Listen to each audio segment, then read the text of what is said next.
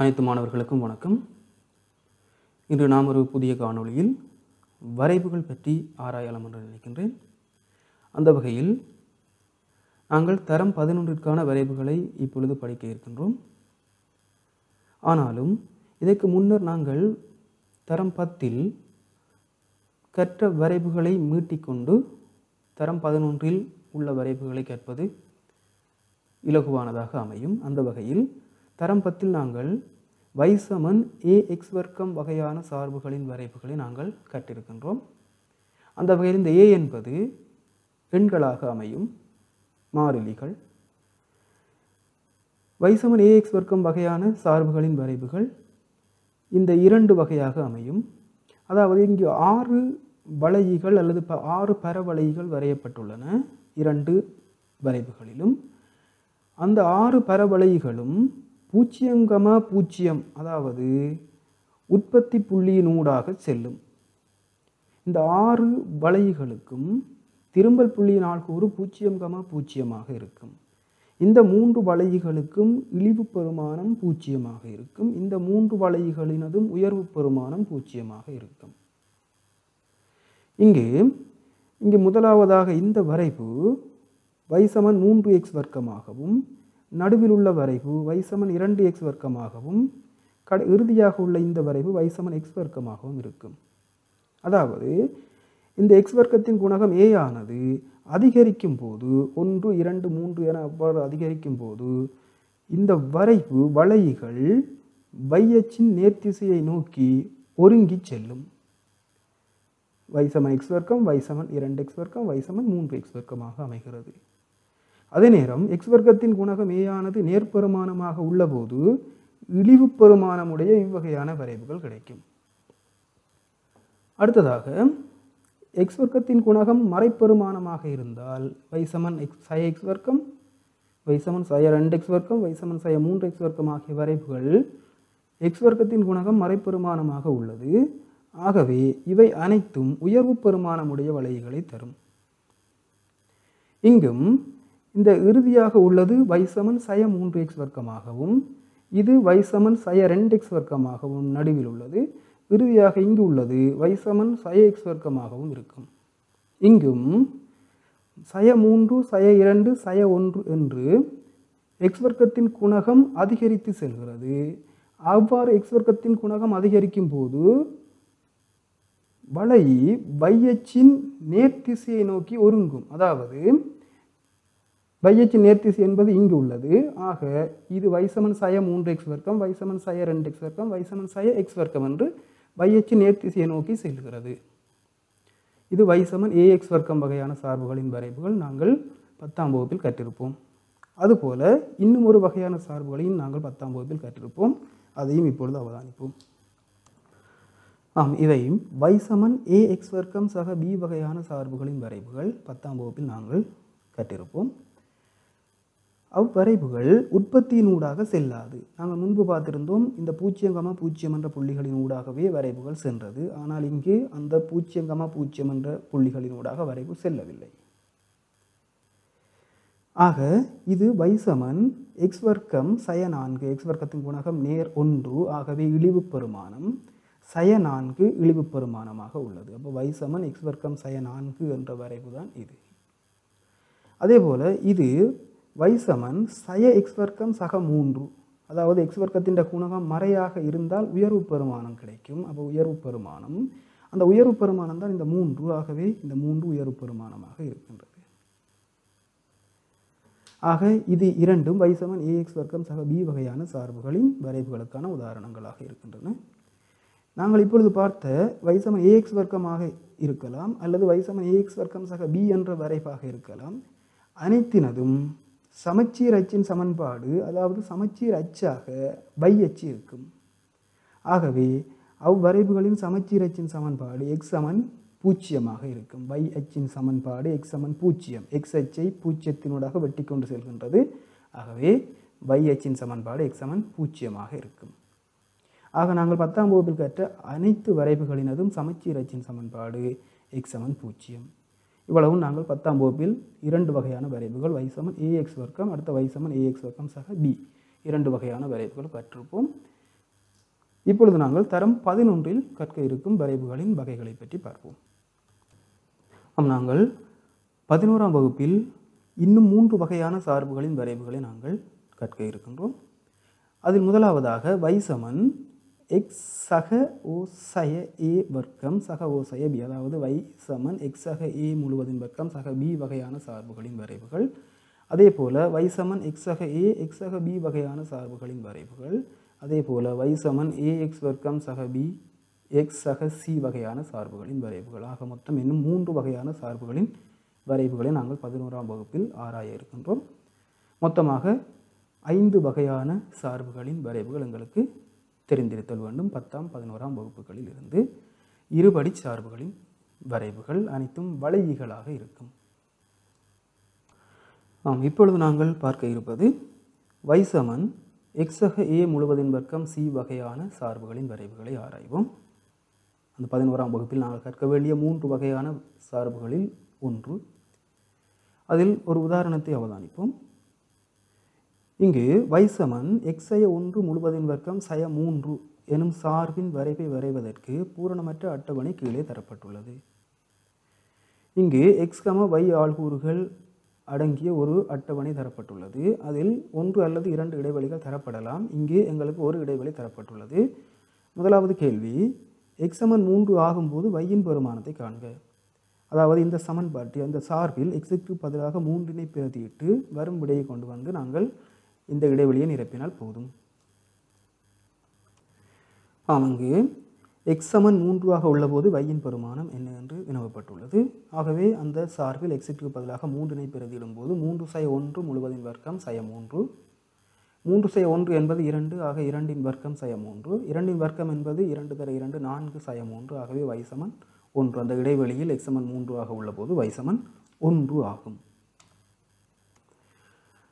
அல்லது நேரடியாக நாங்கள் x சமன் 3 ஆக உள்ளபோது yயின் பெருமானத்தை கண்டுபிடிக்கலாம். இந்த அட்டவணையில் ஒரு சமச்சீர் தன்மை காணப்படும். நீங்கள் இந்த y நிறையை மட்டும் அவதானியுங்கள். இந்த சய 3 என்பது நடுவில் உள்ளது. இங்கு மறை 2, அடுத்தது மறை 2, இங்கு 1 ஆக இருந்தால் இங்கும் 1, அடுத்து இங்கு 6, இங்கு 6, ஆகவே நேரடியாக x சமன் 3 ஆக உள்ளபோது y சமன் 1 எனவும் போட முடியும். அடுத்ததாக x, y அச்சுக்கள் வழியே 10 சிறு சதுரங்களை ஒரு அலகாக கொண்டு வரைவை வரைக. இப்பொழுது x அச்சு வழியையும் y அச்சு வழியையும் 10 சிறு சதுரங்களை ஒரு அலகாக கொண்டு வரைப்பு தாளை பூரணமாக பயன்படுத்தும் வகையில் ஒரு ஆள்கூறு தளத்தினை இடப்பட்டுள்ளது. இதில் தரப்பட்டுள்ள இந்த 7 ஆள்கூறுகளையும் பிழையின்றி நாங்கள் குறித்தல் வேண்டும். மறை 2 6 என்பது மறை 2க்கு நேராக இங்கு 6க்கு நேராக இதில் ஒரு புள்ளி. அடுத்து மறை 1 1 எனும் ஆள்கூறு மறை 1 x அச்சுக்கு நேராக நேர் 1 y அச்சுக்கு நேராக, ஆக இந்த புள்ளி. அடுத்து 0 மறை 2, 0 என்பது x அச்சுக்கு நேராக 0, y அச்சில் மறை 2, ஆகவே 0, மறை 2 என்பது இந்த புள்ளி. அடுத்தது 1, மறை 3 என்பது x அச்சில் 1க்கு நேராக y அச்சில் மறை 3க்கு நேராக இந்த புள்ளி. அடுத்து 2 மறை 2 என்பது x அச்சில் 2க்கு நேராகவும் y அச்சில் மறை 2க்கு நேராகவும் உள்ள புள்ளி இது.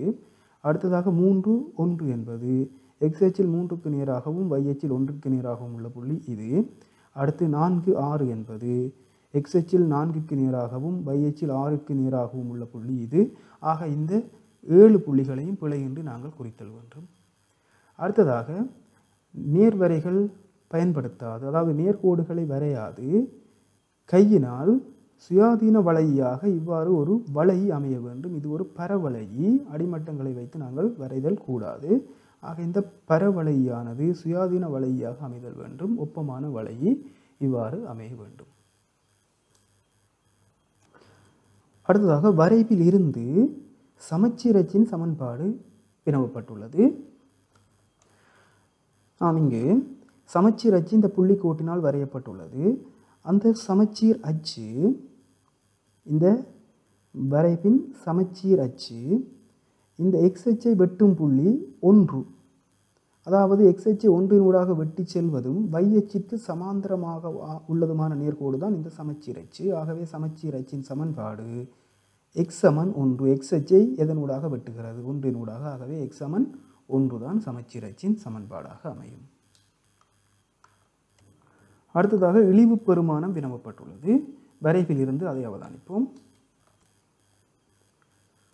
இழிவு பெருமானத்தை அவதானிக்கும் போது வரைவை நாங்கள் எக்ஸ் ஆள்கூறு எக்ஸின் பெருமானம் -3 -2 -1 என்று இங்கிருந்து அதிகரிப்பதனால் வரைவை நாங்கள் இங்கிருந்து தான் வாதித்தல் வேண்டும். ஆகவே வரைவு சார்பு குறைந்து குறைந்து சென்று ஆக குறைவான ஒரு பெறுமதி -3 அடைந்து திருப்பி அதிகரிக்கின்றது.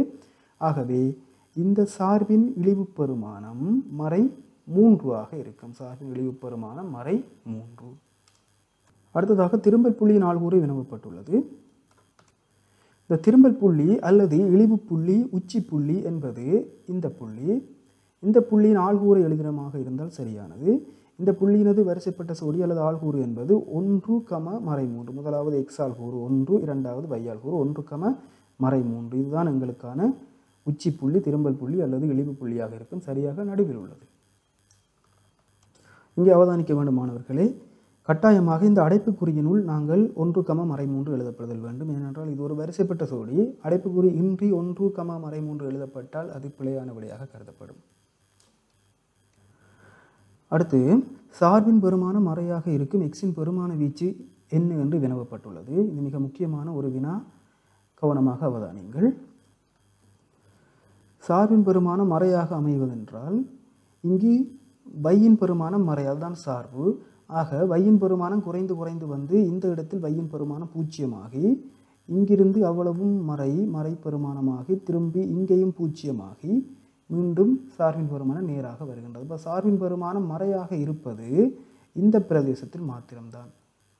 ஆகவே சார்பின் பெருமானம் மறையாக இருக்கும்போது எக்ஸின் பெருமான வீச்சு என்று பார்க்கும்போது எக்ஸின் பெருமானம் இந்த மறை 0.7 தொடக்கம் இங்கு நேர் 2.7 வரைக்குமான பெறுமதியாக அமையும். ஆகவே எக்ஸின் பெருமானம் மறை 0.7 அதிகமாகவும் 2.7 குறைவாகவும் உள்ள போது சார்பின் பெருமானம் மறையாக இருக்கும்.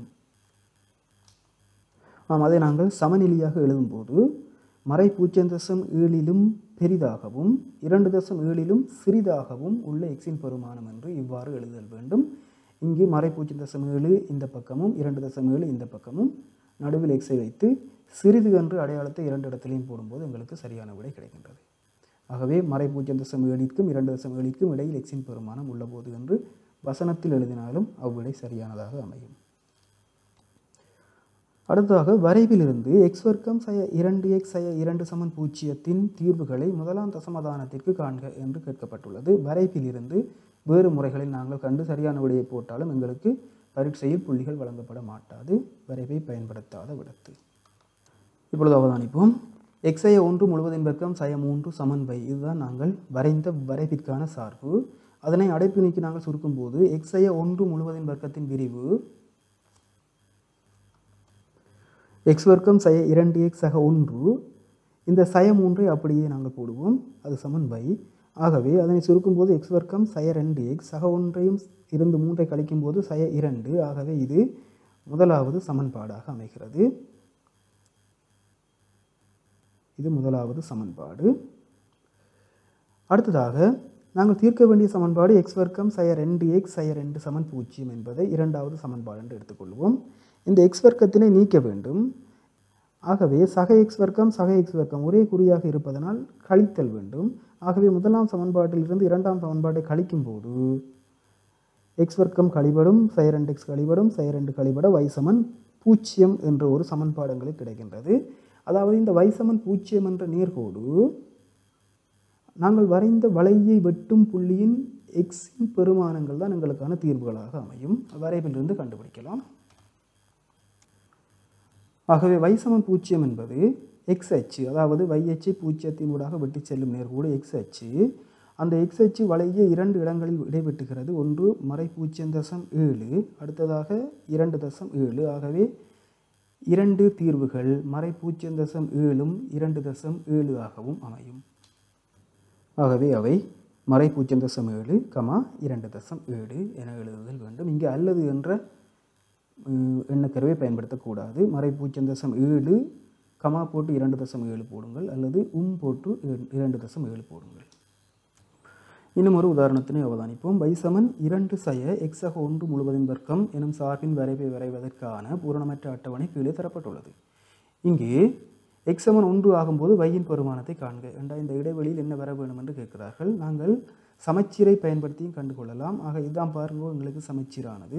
இங்கு 1 இங்கு 1 என்றால் இங்கு மறை 2 என்றால் இங்கு மறை 2 வர வேண்டும். ஆகவே இங்கு மறை 2 விடை அல்லது பிரதியிடுவதன் மூலம் நாங்கள் விடையை கண்டுபிடிக்கலாம்.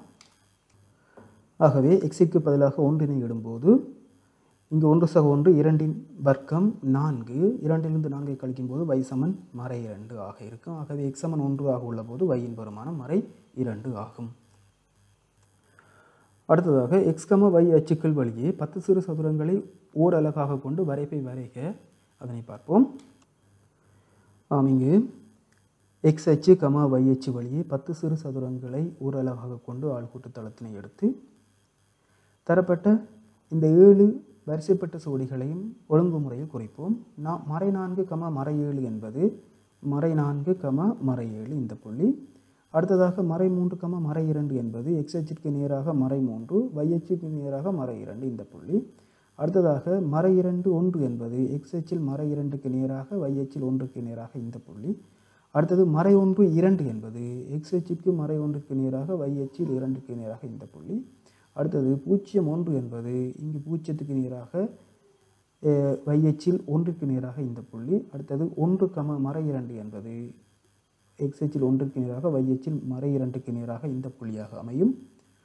இறுதியாக 2, மறை 7 என்பது x அச்சில் 2க்கு நேராக y அச்சில் மறை 7க்கு நேராக உள்ள இந்த புள்ளி. ஆக இந்த 7 புள்ளிகளையும் குறித்த பின் சுயாதீன வளையாக நாங்கள் அவ்வாறு ஒரு ஒப்பமான வளையை வரைதல் வேண்டும்.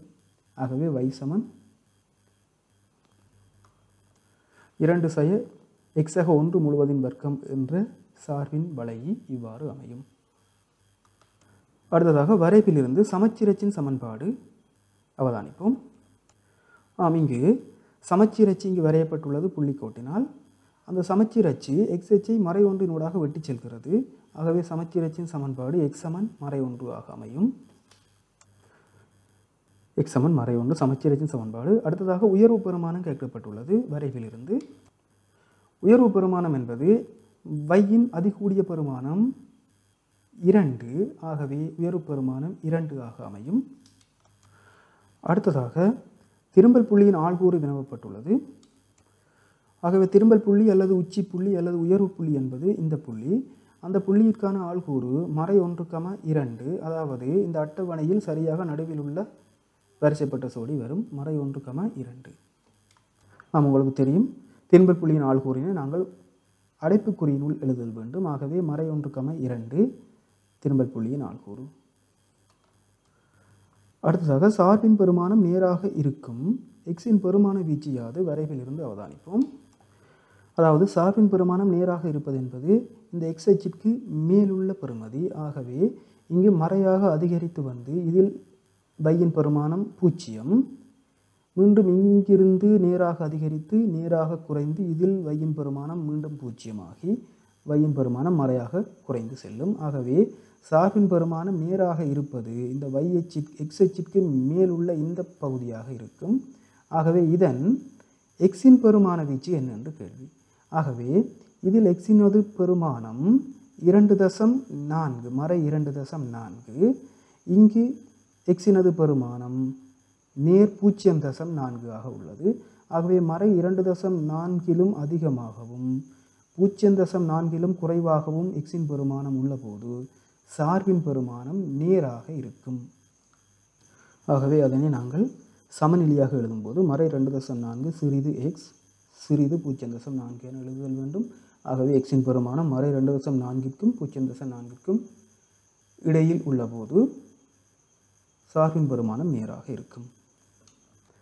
அடுத்ததாக வரைவிலிருந்து x வர்க்கம் சக 2x சமன் 1 தீர்வுகளை முதலாம் தசமதானத்திற்கு காண்க என வினவப்பட்டுள்ளது. தரப்பட்ட சார்பு 2 சய x சக 1 முழுவதின் வர்க்கம் சமன் y ஆகும். இதன் வளையை நாங்கள் வரைந்திருக்கின்றோம். இந்த x சக 1 முழுவதின் வர்க்கத்தினை நாங்கள் அடைப்பு நீக்கும் போது அது 2 சய எக்ஸ் வர்க்கம் சக 2x சக 1 என அமையும் சமன் y.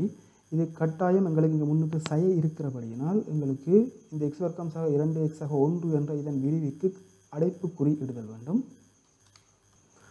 ஆகவே இந்த சயவினால் உள்ளுக்கு அடைப்பினை நீக்கும் போது சய 1 பெருக்குதல் வேண்டும். ஆகவே சய எக்ஸ் வர்க்கம் சய 2x சய 1 என அமையும். இப்பொழுது சுருக்கி விடையை போட்டோம் என்றால் சரி. இங்கே சய எக்ஸ் வர்க்கம் சய 2x 2லிருந்து 1 கழிக்கும் போது சக 1 சமன் y என அமையும். இது எங்களுக்கான முதலாவது சமன்பாடு. இப்பொழுது நாங்கள் தீர்க்க வேண்டிய சமன்பாடு எக்ஸ் வர்க்கம் சக 2x சமன் 1. இந்த 1ஐ நாங்கள் சமனுக்கு இந்த பக்கம் கொண்டு வரும்போது சய 1 என வரும். ஆகவே எக்ஸ் வர்க்கம் சக 2x சய 1 சமன் 0. ஆகவே இந்த சமன்பாட்டை நாங்கள் அடுத்த சமன்பாடு 4ஆம் சமன்பாடு என்று எடுத்துக்கொள்வோம். இந்த 2 சமன்பாடுகளிலும் இருந்து நாங்கள் எக்ஸ் வர்க்கத்தினை நீக்குதல் வேண்டும். இங்கு சய எக்ஸ் வர்க்கம் இங்கு சக எக்ஸ் வர்க்கம் இருப்பதனால் இந்த இரு சமன்பாடுகளையும் கூட்டும் போது எங்களுக்கு எக்ஸ் வர்க்கம் நீக்கப்படும். ஆகவே 3ஆம் சமன்பாட்டையும் 4ஆம் சமன்பாட்டையும் கூட்டுவோம். ஆக சய எக்ஸ் வர்க்கம் சக எக்ஸ் வர்க்கம் கழிவட்டு சென்றுவிடும். சய 2x சக 2x 0 ஆகும். சக 1 சய 1 0 ஆகும். ஆகவே y-ன் பெருமானம் 0 என வரும்.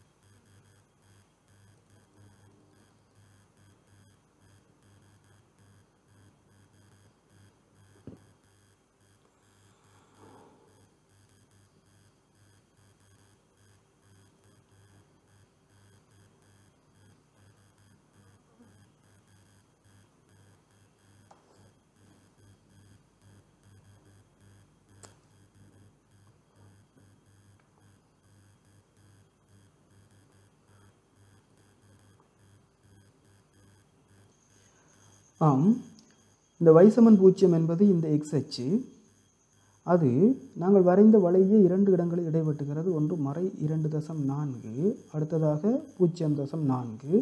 இது இரண்டும் தான் அவ் சமன்பாட்டின் தீர்வுகளாக அமையும். ஆம், இந்த எக்ஸ் வர்க்கம் சக 2x சமன் 1 என்ற சமன்பாட்டின் தீர்வுகளாக மறை 2.4, 0.4 அமையும். இதற்கு நாங்கள் அடைப்பு குறியிட தேவையில்லை. ஆகவே இரு தீர்வுகள் பெறப்பட்டிருக்கின்றன வரைவை பயன்படுத்தி. மாணவர்களே, இப்பொழுது இந்த வரைவுகள் நகர்வதை பற்றி ஆராய்வோம். இந்த வரைவுகள் நகரும் போது அதற்கான சார்பு எவ்வாறு மாறுகிறது என்பதை நாங்கள் அவதானிப்போம். இப்பொழுது இதில் தரப்பட்டுள்ளது இந்த வரைவின் சமன்பாடு y சமன் எக்ஸ் வர்க்கம். இது கீழ்நோக்கி நகரும் போது ஒரு அலகு நகர்ந்திருக்கின்றது. ஆகவே அதன் சமன்பாடு y சமன் எக்ஸ் வர்க்கம் சய 1. இன்னும் ஒரு அலகு கீழ்நோக்கி நகர்கின்றது. ஆகவே கீழ்நோக்கி 2 அலகுகள் நகர்ந்திருக்கின்றது. ஆகவே அதன் சமன்பாடு y சமன் எக்ஸ் வர்க்கம் சய 2. இன்னும் ஒரு அலகு கீழ்நோக்கி நகர்கின்றது. y சமன் எக்ஸ் வர்க்கம் சய 3 இந்த வளையின் சமன்பாடு. அதுவே மேல் நோக்கி நகரும் போது y சமன் எக்ஸ் வர்க்கம் சய 2, y சமன் எக்ஸ் வர்க்கம் சய 1, அடுத்தது y சமன் எக்ஸ் வர்க்கம். இப்பொழுது மேலே y சமன் எக்ஸ் வர்க்கம் சக 1 ஆக அமைகின்றது. அடுத்ததாக y சமன் எக்ஸ் வர்க்கம் சக 2, அடுத்தது y சமன் எக்ஸ் வர்க்கம் சக 3. அவ்வாறு அந்த வரைவு நகர்வதை நாங்கள் அவதானித்தல் வேண்டும். ஆக இவ்வாறு ஒரு வரைவு தரப்படும் போது உங்களுக்கு சமன்பாட்டை இலக்குவாக கூறக்கூடியதாக இருக்கும். இது y சமன் எக்ஸ் வர்க்கம் இழிவு பெருமானம் சய 1. ஆகவே y சமன் எக்ஸ் வர்க்கம் சய 1 என அமையும். அவ்வாறு y அச்சு வழியே வரைவு நகரும் போது சார்பு எவ்வாறு மாறும் என்பதை அவதானித்தோம். இப்பொழுது x அச்சு வழியே வரைவு நகரும் போது சார்பு எவ்வாறு மாறும் என்று அவதானிப்போம். இப்பொழுது பாருங்கள், இங்கு y சமன் x1 முழுவதின் வர்க்கம் ஆக உள்ளபோது சமச்சீரச்சின் சமன்பாடு x சமன் 1. இப்பொழுது சமச்சீரச்சின் சமன்பாடு x சமன் 2. ஆகவே இங்கு சமன்பாடு y சமன் x2 முழுவதின் வர்க்கம் என்று வரும். அடுத்ததாக சமச்சீரச்சின் சமன்பாடு x சமன் 3. இங்கு y சமன் x3 முழுவதின் வர்க்கம் என அமையும். இவ்வாறே அடுத்த பக்கம் பார்க்கும்போதும் இது y சமன் x வர்க்கம், அடுத்தது y சமன் x1 முழுவதின் வர்க்கம் என்று அமைகின்றது. சமச்சீரச்சின் சமன்பாடு x சமன் -1. அடுத்தது y சமன் x2 முழுவதின் வர்க்கம், சமச்சீரச்சின் சமன்பாடு x சமன் -2. அடுத்தது சமச்சீரச்சின் சமன்பாடு x சமன் -3 ஆக உள்ளபோது சார்பு y சமன் x3 முழுவதின் வர்க்கம் என அமைகின்றது. இது y சமன் x3 முழுவதின் வர்க்கம். இழிவு பெருமானம் 0 உள்ளது. இப்பொழுது இழிவு பெருமானம் -1. ஆகவே அந்த சார்பின் சமன்பாடு அதாவது வரைபின் சமன்பாடு y சமன் x3 முழுவதின் வர்க்கம் -1 என வரும். இப்பொழுது இழிவு பெருமானம் -2. ஆகவே சமன்பாடு y சமன் x3 முழுவதின் வர்க்கம் -2. இப்பொழுது இழிவு பெருமானம் -3. ஆகவே y சமன் x3 முழுவதின் வர்க்கம் -3 என வரும்.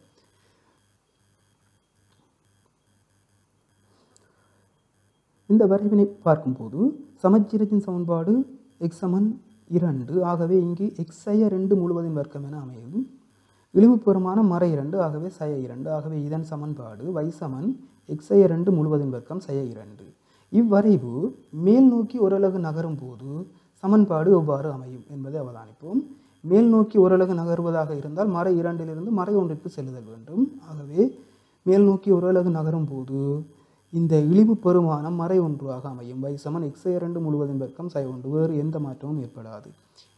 இப்பொழுது மேல் நோக்கி 3 அலகுகள் நகரும் போது இழிவு பெருமானம் 1 ஆக அமையும். ஆகவே அந்த வரைவின் சமன்பாடு y சமன் x2 முழுவதின் வர்க்கம் -1 ஆக அமையும். இப்பொழுது இங்கு y சமன் x வர்க்கம் அதாவது உயர்வு பெருமானம் கிடைக்கின்றது. அதன்போது இப்பொழுது உயர்வு பெருமானம் 1, இப்பொழுது உயர்வு பெருமானம் 2, இப்பொழுது உயர்வு பெருமானம் 3. ஆகவே y சமன் உயர்வு பெருமானம் வருவதனால் x வர்க்கத்தின் குணகம் மறை x வர்க்கம் -3 என அமைகின்றது. இதே வரைவு கீழ் நோக்கி நகரும் போது இப்பொழுது உயர்வு பெருமானம் -1, அதாவது அடுத்தது உயர்வு பெருமானம் -2, அடுத்த உயர்வு பெருமானம் -3. அதாவது கீழ் நோக்கி நகரும் போது கீழ் நோக்கி ஓரலகு நகர்ந்தால் இங்கு 1 குறையும். ஆகவே y சமன் x வர்க்கம் -3 இந்த வரைவின் சமன்பாடாக அமைகின்றது. இங்கே தரப்பட்ட வரைவின் சமன்பாடு y சமன் x வர்க்கம் -2. இந்த வரைவு x அச்சு வழியே நகரும் போது அதன் சமன்பாடுகளை அவதானியுங்கள். x அச்சு வழியே வலப்பக்கமாக நகர்கின்றது. இப்பொழுது சமச்சீரச்சின் சமன்பாடு x சமன் 1. ஆகவே இங்கு வர வேண்டும் x1 முழுவதின் வர்க்கம் உயர்வு பெருமானம் -2. வலப்பக்கமாக 2 அலகு நகரும் போது சமச்சீரச்சின் சமன்பாடு x சமன் 2. ஆகவே இங்கு பிராக்கெட்டுக்குள்ளுக்கு x2 முழுவதின் வர்க்கம் சமச்சீரச்சின் சமன்பாடு தான் இது -2 என அமைகின்றது. வலப்பக்கமாக 3 அலகுகள் நகரும் போது சமச்சீரச்சின் சமன்பாடு x சமன் 3. ஆகவே இங்கு y சமன் x3 முழுவதின் வர்க்கம் -2 என அமைகின்றது. இப்பொழுது இடப்பக்கமாக வரைவு நகரும் பொழுது அவதானிப்போம். சமச்சீரச்சு மாறும். இங்கு சமச்சீரச்சு x சமன் -1. ஆகவே இங்கு உயர்வு பெருமானமாக உள்ளபடியால் தான் இந்த வருகின்றது. x1 முழுவதின் வர்க்கம் -2 என்று வருகின்றது என்ற சமச்சீரச்சின் சமன்பாடு x சமன் -1. இடப்பக்கமாக 2 அலகுகள் நகர்ந்திருக்கின்றது. ஆகவே சமச்சீரச்சின் சமன்பாடு x சமன் -2.